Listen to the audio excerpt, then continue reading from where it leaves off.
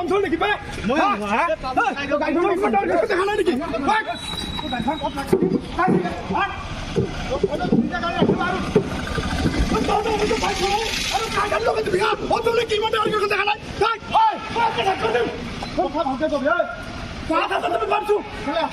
এখন কি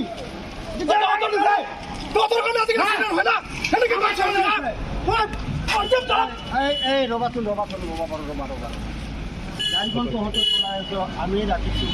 তহঁতে দেখা নাই নেকি গাড়ীখন আৰু তহঁতে গাড়ীখন এৰি আহিছ তহঁতে কিন্তু মূৰত হেলমেট কৰ হেলমেট নোহোৱাকৈ তহঁতে গাড়ী চলাই আমাৰ নাই কিন্তু আপুনি ফিডবেক পিন্ধিছিলে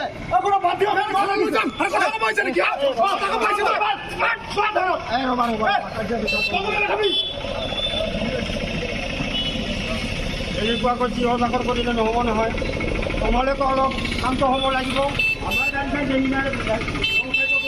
ফিডবেক লগোৱা নাই তহঁত দুটাৰ মূৰত দিয় কিয় হেলমেট কিয় লগোৱা নাই হেলমেটখন কিয় লগোৱা নাই তহঁতে আৰু ইমান উপদ্ৰৱ হৈ গাড়ী চলাব নালাগে নহয়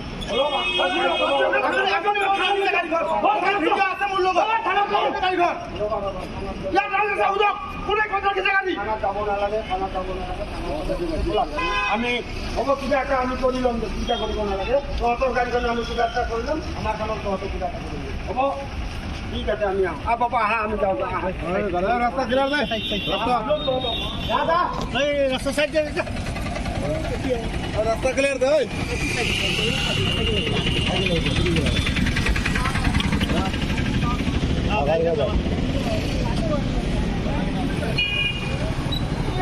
গাড়ি রাখি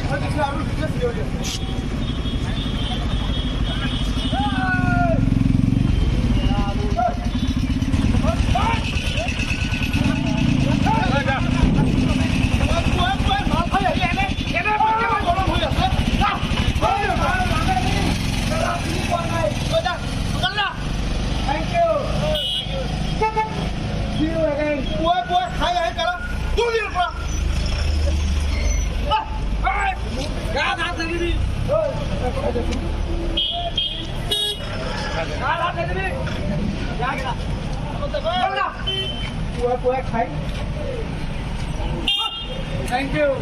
Dana, hey, বলছো না কাজ আছে। আচ্ছা। ওই রোজা হয় এলাকা। এ খাবো তো যা। দিয়ে দে মুন্ডা।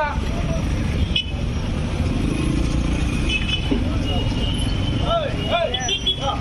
এই বলছো চলে।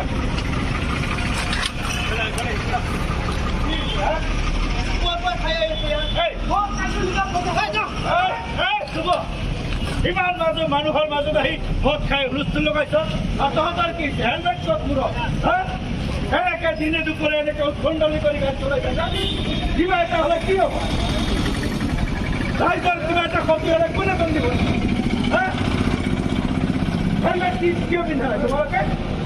আৰু তুমি কিয় দিনে দুপৰে এনেকে ভোট খাই ৰাস্তাৰ মাজত চাইকেল চলাই ৰটং বটংকে ঘূৰি আছা থেংক ইউ কি থেংক ইউ দেখো এনজিঅ'বিলাক কি তোমালোকক সদায় চাই থাকো এনেকে উৎখণ্ডনি কৰি ৰাস্তাৰ মাজেৰে এনেকে বাইক চলাই থাকা সহজে দেখো তোমালোকে কোনো চিন্তা কৰে আৰে দেশৰ আইন কানুনবিলাক কিহৰ কাৰণে বান্ধে প্ৰত্যেকটো অঞ্চলত যে এটা নিয়ম আছে সেই নিয়মবিলাক তোমালোকে মানি নচলা কিয় এনেকে দিনক দিনে এক্সিডেণ্টবোৰ বাঢ়ি যাই আছে তোমালোকৰ নিচিনা ল'ৰাবোৰৰ উদ্ভণ্ডলিৰ কাৰণে আজি দেশত যিবিলাক আইন কানুন আছে কিহৰ কাৰণে দিছে আমাৰ ৰাইজৰ সুৰক্ষাৰ কাৰণে দিছে ঠিক তেনেকে এই পৰিবহণ বিভাগেও কিছুমান নিয়ম বান্ধি দিছে নে নাই দিয়া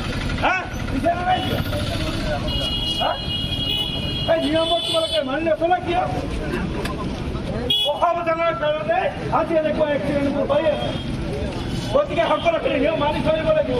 সমাজখনক এটা এক্সিডেণ্ট মুক্ত সমাজ হিচাপে অঞ্চল হিচাপে গঢ়ি তুলিব লাগিব সেইখিনি কথা তোমালোকে নুবুজা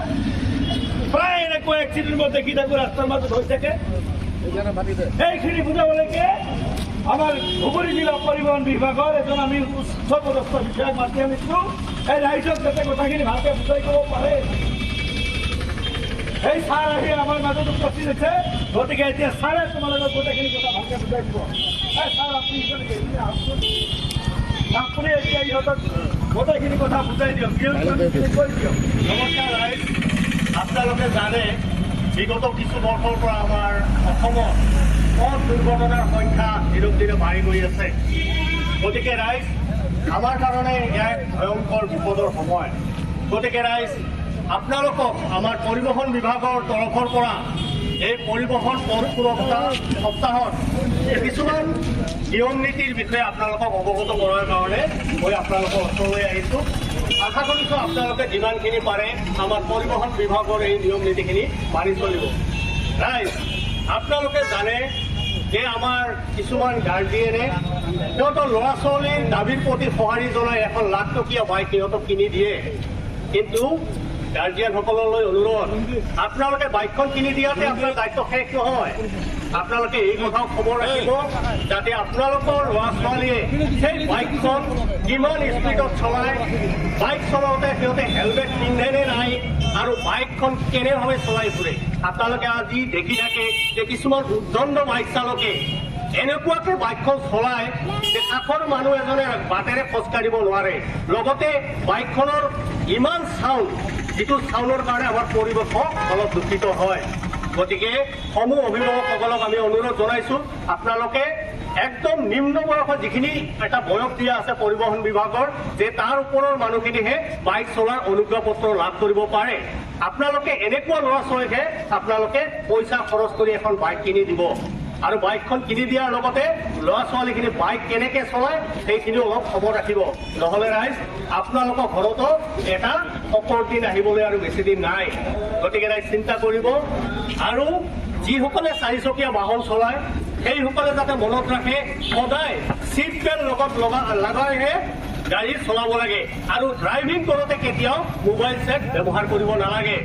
বাইক চলোৱা যিবিলাকে বাইক চলাইছে সেইসকলে হেলমেট পৰিধান কৰা নিতান্তই প্ৰয়োজন নহ'লে জানে আপোনালোকক আমি পৰিবহণ বিভাগৰ তৰফৰ পৰা এই বিষয়ে ফাইন কাটি আছোঁ আৰু অনাগত দিনত আমি ফাইন কাটি থাকিম গতিকে আপোনালোকে দুইজন মানুহ যে হেলমেট পৰিধান কৰি বাইক চলায় তেনেহ'লে দুয়োজনকে হেলমেট পৰিধান কৰিব লাগিব আৰু ৰ'ডত চলাচল কৰাটো কিছুমান পৰিবহণ বিভাগৰ নিয়ম আছে যেনেকৈ আপোনালোকে হোৱাইট কালাৰৰ এটা মাৰ্জিন দেখিছে ইয়াতে আপোনালোকে যদি কিবা কাৰণত গাড়ীখন পাৰ্কিং কৰে বা কৰিব লগা হয় আপোনালোকে ৰ'ডৰ সেই হোৱাইট কালাৰৰ পিছফালেহে গাড়ীখন পাৰ্ক কৰিব নহ'লে আপোনাৰ কাৰণে বাকী গাড়ীখিনি অহা যোৱাত অসুবিধা হয় বা এটা এক্সিডেণ্ট হোৱাৰ পৰিৱেশ হ'ব পাৰে গতিকে ৰাইজ আৰু লগতে আপোনালোকে ধুম বান্ধি মানে আমি কি কৰোঁ দেখিবলৈ পাওঁ কিছুমান মানুহ একেবাৰে 10-15জন একেলগে ৰাস্তাৰে খোজকাঢ়ি থাকে তেনেকৈ খোজকাঢ়িব নালাগে কাৰণ মানুহ খোজ কঢ়াৰ কাৰণে এই ৰাষ্ট্ৰীয় ঘাইপথ নহয় তাৰ কাৰণে আমাক পদপথ মানে ফুটপাথ দিয়া হৈছে গতিকে খোজকাঢ়িলে আপোনালোকে যিমান পাৰে ফুটপাথকে ব্যৱহাৰ কৰিব আৰু এই আমাৰ যিবিলাক ইয়াতে ট'টো বা আজিকালি এইবিলাক অটো সেইবিলাকত সিহঁতক যান বাহন চলাওঁতে অলপ সতৰ্ক হ'ব লাগে আপোনালোকে জানে আপোনালোকৰ গাড়ীখন আপোনালোকে য'তে ত'তে ঘূৰাই দিব পাৰে কিন্তু এখন ডাঙৰ গাড়ী আপোনালোকে সন্মুখত পৰিলে সেইখন যেনে তেনে ঘূৰাই দিব নোৱাৰে গতিকে আপোনালোকে অলপ সতৰ্ক হ'ব আজি আপোনালোকৰ মাজত আমি যান বাহন বিষয়ৰ তৰফৰ পৰাও কিছুমান নিয়ম নীতি আমি আপোনালোকৰ ওচৰত গাই দিব খুজিছোঁ আপোনালোকে অলপ ধৈৰ্য সহকাৰে শুনিব আপোনালোকে এই নিয়মখিনি মানি চলিব যে আপোনালোকে অনুজ্ঞা পত্ৰ অবিহনে কেতিয়াও গাড়ী নচলাব লাইচেন্স নোহোৱাকৈ আপোনালোকে কেতিয়াও গাড়ী নচলাব মদ্যপান কৰি গাড়ী এতিয়া চাওক আপুনি এইজন মানুহে মদ্যপান কৰি চাইকেল এখন চলাই কিমান এটা ডাঙৰ বেয়া পৰিস্থিতি কৰিলে গতিকে ৰাইজ কেতিয়াও মদ্যপান কৰি বা ড্ৰিংক কৰি আপোনালোকে ড্ৰাইভ নকৰিব ইয়াৰ লগতে আপুনি বীমাহীন গাড়ী নচলাব যিখন গাড়ীত আপোনালোকৰ বীমা ইঞ্চুৰেঞ্চ নাই সেই গাড়ীখন আপোনালোকে নচলাব কাৰণ সেই গাড়ীখনেৰে যদি কিবা দুৰ্ঘটনা হয় তেনেহ'লে আপোনাৰ পৰিয়ালে আপোনাৰ কোনো বীমাৰ টকা আপোনালোকে লাভ নকৰে সেইকাৰণে গাড়ী ইঞ্চুৰেঞ্চ নোহোৱা গাড়ী কেতিয়াও আপোনালোকে নচলাব লগতে গাড়ী চলাই থাকোঁতে আপোনালোকে মোবাইল ফোন কেতিয়াও ব্যৱহাৰ নকৰিব লাগিলে ফোন আহিছে আপোনালোকে গাড়ীখন ছাইডত পাৰ্ক কৰি তেতিয়া ফোনত কথা পাতক গাড়ী চলাওঁতে মোবাইল ফোন ব্যৱহাৰ নকৰিব আৰু দুচকীয়া বাহন চলাওঁতে হেলমেট পিন্ধাটো নিতান্ত প্ৰয়োজন লগতে গাড়ী চাৰিচকীয়া বাহনত আপোনালোকে কেতিয়াও ক'লা গ্লাছ নলগাব ক'লা গ্লাছ কিছুমান গাড়ীত আপোনালোকে দেখে ক'লা গ্লাছ লগোৱা বৰ্তমান পৰিবহণ বিভাগৰ পৰা বন্ধ আপোনালোকে ক'লা গ্লাছ গাড়ীত নলগাব ইয়াৰ ওপৰত অধিক মানে প্ৰয়োজনতকৈ অধিক যাত্ৰী বা অধিক মালপত্ৰ আপোনালোকে গাড়ীত অনা নিয়া নকৰিব। আৰু ৰাইজ ইয়াৰ উপৰিও আপোনালোকৰ কিছু কৰিবলগীয়াও আছে, সেই কৰিবলগীয়াখিনিও আপোনালোকক কৰি দিছোঁ। আপোনালোকে পৰিবহণ বিভাগে বান্ধি দিয়া সকলো নিয়ম নীতিখিনি আপোনালোকে মানি চলিব। আৰু নিম্ন বয়সৰ ল'ৰা ছোৱালীক যান বাহন চলোৱাৰ কাৰণে পৰিবহণ বিষয়াৰ তৰফৰ পৰা নিষেধাজ্ঞা আছে। গতিকে উপযুক্ত বয়স নোহোৱালৈকে আপোনালোকে ল'ৰা ছোৱালীক গাড়ী হাতত নিদিব। ইয়াৰ ওপৰত পথচাৰী যাতে অসুবিধা নহয় অহা যোৱা কৰাত সেই অতি সুৰক্ষিত ৰাখি আপোনালোকে যান বাহন চলাব। আৰু ট্ৰাফিক আইন আমাৰ চৰকাৰে আপোনালোকৰ যান বাহনৰ সুবিধাৰ চাই কিছুমান ট্ৰাফিক পুলিচ নিয়োজিত কৰিছে, সেইখিনি দায়িত্ব আপোনালোকৰ যাতে যান বাহনখিনি নিয়ন্ত্ৰিত হয়। সেই ট্ৰাফিক পুলিচে আপোনালোকক যেনেকৈ নিয়ম নিৰ্দেশনা দিয়ে সেই হিচাপে আপোনালোকে আপোনালোকৰ যান বাহনখিনি চলাচল কৰক। আৰু যান বাহন চলাওঁতে আপোনালোকে পৰিবহণ বিভাগে বান্ধি দিয়া এই নিয়মখিনি যিমান সম্ভৱত আপোনালোকে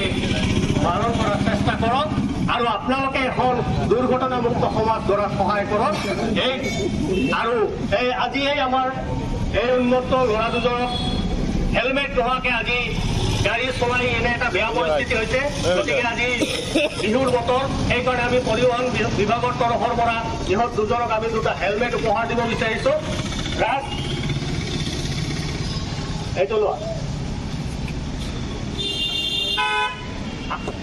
হেলমেট পৰিধান নকৰাকৈ কেতিয়াও গাড়ী নচলাব। গতিকে ৰাইজ আপোনালোকক আমি আজি এইখিনি কৰি আপোনালোকক এই পথ সুৰক্ষা দিৱসত আপোনালোকক শুভেচ্ছা জনালোঁ, লগতে বিহুৰো শুভেচ্ছা যাচিছোঁ। আশা কৰোঁ আপোনালোকে সেই নিয়ম নীতিখিনি মানি আমাৰ অসমত দুৰ্ঘটনামুক্ত অসম গঢ়াত সহায় কৰিব বুলি আশা ৰাখিছোঁ। আপোনালোকে নিজে মানিব, লগতে বেলেগকো বুজাই থ'ব। এইখিনি কৈ আপোনালোকৰ পৰা আমি আজি বিদায় মাৰিম। নমস্কাৰ।